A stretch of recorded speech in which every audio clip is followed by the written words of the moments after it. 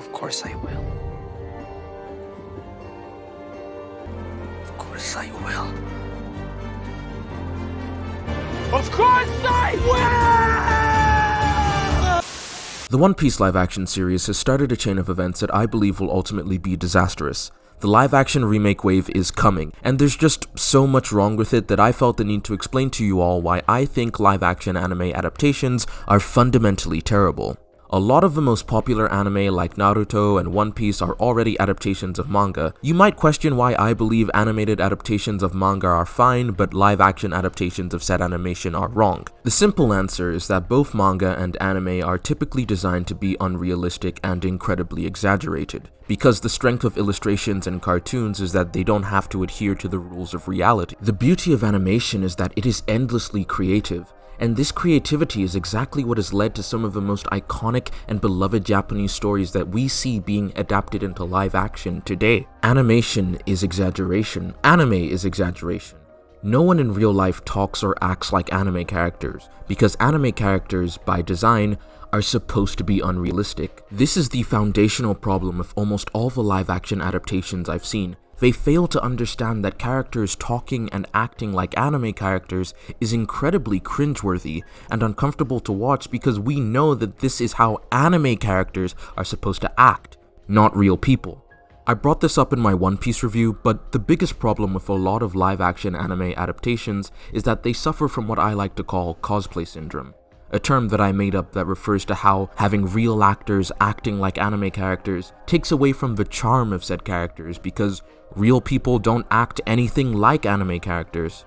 But you want to know something weird? This isn't the case 100% of the time.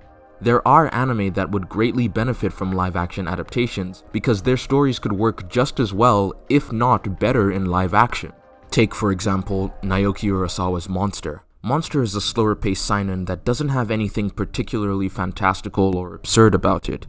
It uses real-life historical conflicts to drive elements of its plot, and for the most part, the characters are written far closer to what we expect real people to act like. A live-action serial adaptation of Monster with the right director, studio, and writers would probably be crazy good, and would likely bring in a large audience of people to a story that they would have probably overlooked or never even heard of. Oh, what's that? There was supposed to be a live-action adaptation of Monster, and it would have been led and directed by Guillermo del Toro? We are truly living in the worst timeline. Oh, and this is something I just mentioned, but there's a large audience of people who just don't watch anime, and it's solely because in their minds, cartoons are almost exclusively for children.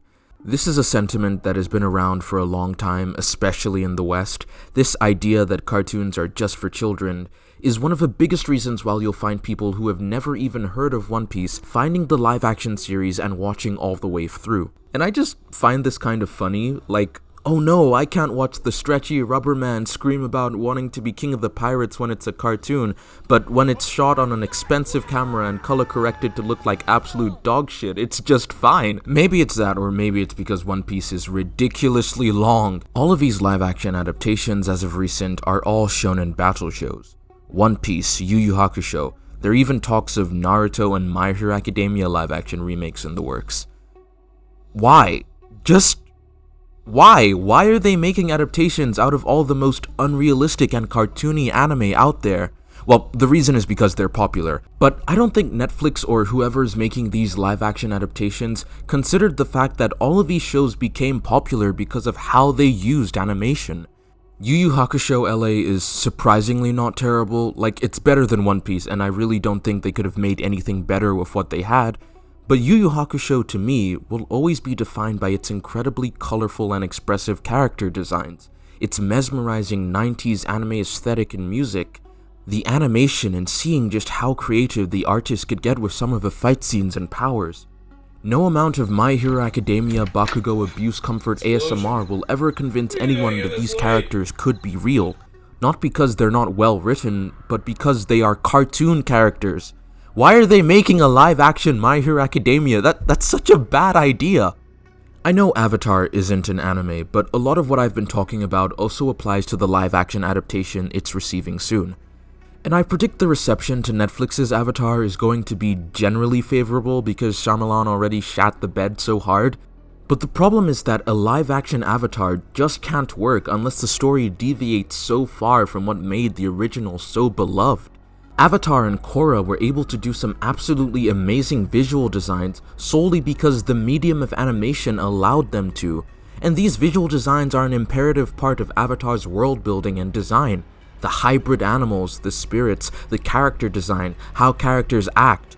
Aang being a goofy child is largely sold by the animation and art design of the show. Like, look at some of this shit. You can't make this work in live action no matter how hard you try. CGI is great, but it's always limited to fit the realistic scope of what we perceive in reality.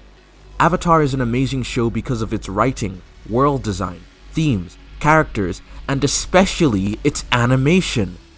And any hope I could have had of a live-action Avatar being at least decent for live-action standards was destroyed when the original creators of Avatar left the project over creative differences. You know, it's funny. If this video goes anywhere, I know there's going to be lots of people watching this offended that I've called anime cartoons, because in their minds cartoons are for kids and anime isn't. But this mentality of viewing cartoons as juvenile is the exact reason why these live-action adaptations keep getting made. Audiences at large don't respect animation, especially highly exaggerated and highly stylized anime. And listen, I don't expect 40-year-old men to sit down and watch 300 episodes of a show made for teenage boys, but at the same time, I really don't like this idea that these stories suddenly have more worth when they're adapted into live action. As if Avatar: The Last Airbender, arguably the greatest cartoon ever made, needed a live-action remake. Twice. Animation will always allow for more creative and artistic freedom than live action. And don't be fooled by slick marketing. This is all about money. I talked briefly about this in my Scott Pilgrim video, but I'll say it here again for the people who don't know. Netflix is attempting to compete with the other streaming services by investing heavily into anime IP and anime-influenced animation. The One Piece live-action adaptation at its core is just a massive IP flex made to generate buzz and hype, and seeing how everyone acted as if this was the best thing ever, ignoring all the glaring issues simply because Netflix PR did overtime on it, I think it's safe for us to say that we're going to be entering a new age of live-action remakes. When the Naruto live-action comes out and it's unsurprisingly terrible, I really hope the general public wakes the hell up and realizes that cartoons are actually pretty cool. The One Piece is